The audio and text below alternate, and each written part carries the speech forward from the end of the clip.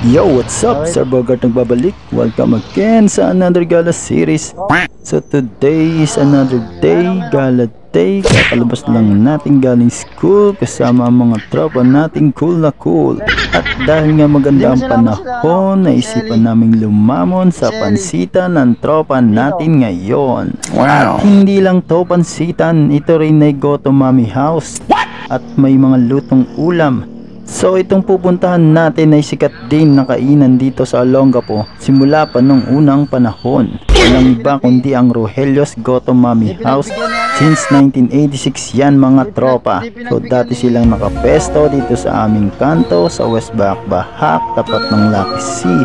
Ang pagkakalam ko mga tropa, nasunog ang lugar na yan kaya sila nagkalasan. At ngayon matatagpuan sila sa Ibar Street sa tapat ng basketball court. At nandito na nga kami, tinawag na natin ang tropa nating malupit na cooking master boy. Shoutout sa iyo JR Alday. At nagkwentuhan muna kami habang inihintay na ihain ng pansit ni Mr. Alday. Nakita nyo naman, relax na relax sa mga tropa natin dyan. Kulang na lang ay lagyan natin ng unan. At ayan na nga, binigay na ni nanay ang pansit na umaapaw at hindi na nakatiis ang pinsang kong sabik na biglang pumitek sa gilid ng pansit. At kumpleto na nga ang order namin. So nakita nyo naman, napakaraming laman. Siguradong malinamnam kahit hindi nyo pa natitikman. At nakita nyo naman, kami gutom na gutom, hindi makalingon, diretso lang sa paglamon. At tuloy-tuloy lang tayo sa pagkain mga tropa. At ayan na nga, sinasabi ko na nga, hindi na natin magawa na ubusin ang pansit na kanilang inihanda. Bye-bye lang yan. Yan, maubos na. Dami. Oo, solid. Isa kaya? Oo. Putang ina marami talaga. Gulat nga ako eh. Nagkala namin kung bilang.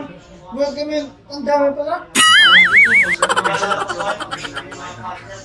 So good for two daw pala ang sabi ng ating tropa. Pero kung malakas ka kumain, kahit ilan pang hain kaya mong ubusin. At ayun na nga, hindi na namin kinaya, busog-lusog at hindi makausog dahil sa tiyan naming bilog na bilog. At pinabalot na nga natin kasi hindi na kayang ubusin para mamaya meron pa tayong kakainin.